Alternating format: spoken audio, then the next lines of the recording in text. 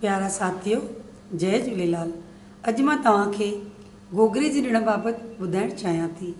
हीउ ॾिणु सावण वारे महीने में चंड खां पोइ पंचमीअ ते थींदो आहे। सावण जो महीनो यानी अगस्त वारो महीनो। शास्त्रनि में हिन ॾिण खे नागपंचमी करे चवंदा आहिनि, पर असां सिंधी हिन ॾिण खे गोगरो करे चवंदा आहियूं। तमामु पुराणनि कथाउनि में वर्णन थियल आहे त भॻवानु जॾहिं सृष्टिअ जी रचना कई तॾहिं जीव जंतुनि जी बि रचना कई। जीव जंतुनि में सभिनी खां वधीक ज़हर नांगनि में पातो वियो। तंहिं लाइ माण्हू जॾहिं बि नांगनि खे ॾिसंदा हुआ तॾहिं या त भॼी वेंदा हुआ या त उन्हनि खे मारे छॾींदा हुआ। शंकर भॻवानु ॾिठो त रे गुना नांगनि जो नाश थी रहियो आहे, त अॼोके ॾींहुं नांगनि जी माला पंहिंजे गले में पाताई, नांगनि खे पंहिंजे गले में स्थान ॾिनाई ऐं वरदान ॾिनई त अॼोके ॾींहुं जेको नाग देवता जी पूॼा कंदो तंहिंखे को बि नाग कॾहिं कीन ॾंगींदो। प्यारा साथियो, हाणे सुवाल पैदा थो थिए त असां सिंधी नागपंचमीअ खे गोगरो छो चवंदा आहियूं। तमामु घणा साल पुराणी सिंध जी हीअ हिकु सत्य घटना आहे त लीला नाले हिकु माई हुई जेका शंकर भॻवान जी नंढे हूंदे खां भक्तियाणी हुई। उहा शिव मंदर में वञी शिवलिंग ते खीर जी लोटी चाढ़ींदी हुई। इहो हुनजो नेम हूंदो हो। हिकु दफ़ो जॾहिं उहा शिव मंदर में वेई तॾहिं हुनखे नांग ॾिसणु आयो। सभई नांग खे ॾिसी डिॼी विया। के माण्हू नांग खे मारण लाइ आया, पर हिन माईअ खे को बि डपु कीन लॻो।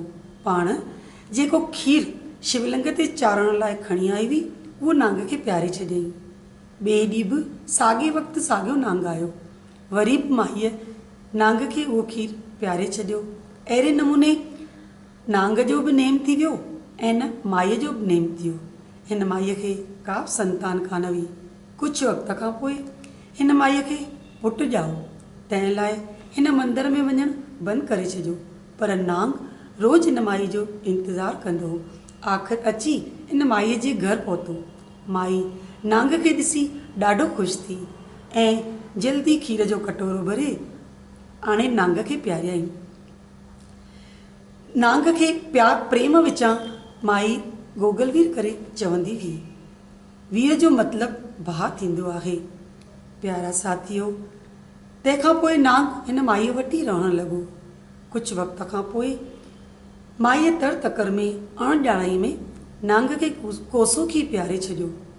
कोसी खीर पीअण करे नांग खे तमामु घणी तकलीफ़ थी ऐं हू उतां हलियो वियो। माईअ घणी ॻोल्हा कई, पर जॾहिं नांग कीन मिलियो तॾहिं ॾाढो पछताइण लॻी त मूं अजायो नांग खे कोसो खीर पियारियो। कुझु वक़्त खां पोइ गोगरे जो ॾिणु आयो। माई नांग खे यादि करे तमामु घणो रुअणु लॻी। कुदरत जा खेल निराला आहिनि। होॾां नांग खे बि छिक थी त अची माईअ जे घर पहुतो। माई नांग खे ॾिसी ॾाढो ख़ुशि थी वई। आरे पारे वारनि खे मिटनि माइटनि खे सॾु करे नांग जी पूॼा कयईं ऐं नांग खे खीर पियारियो। उन ॾींहं खां वठी असां सभु नागपंचमीअ खे गोगरो करे चवंदा आहियूं। नागपंचमीअ गोगरे खां हिकु ॾींहुं अॻु शाम जे वक़्तु मिठा लोला पचाए चुल्ह ठारींदा आहियूं।